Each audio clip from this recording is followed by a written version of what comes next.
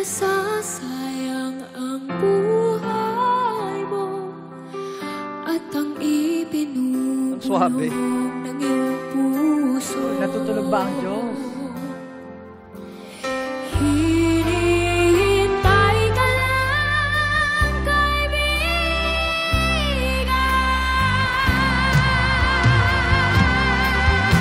Sikapin mo, pilitin mo, tibayan ang iyong puso. Tanging ikaw ang hubog sa iyong wakas.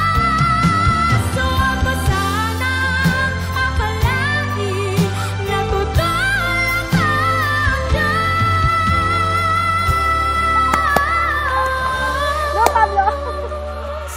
Ang buhay mo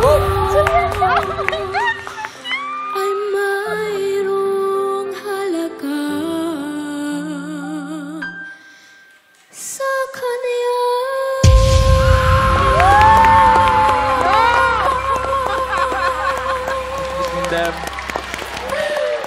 Hello! So cute. Oh. Parang maliit na mama eh. Tol, ilang taong ka na, Brad? 11 years old po. Anong pangalan mo? Nevin po.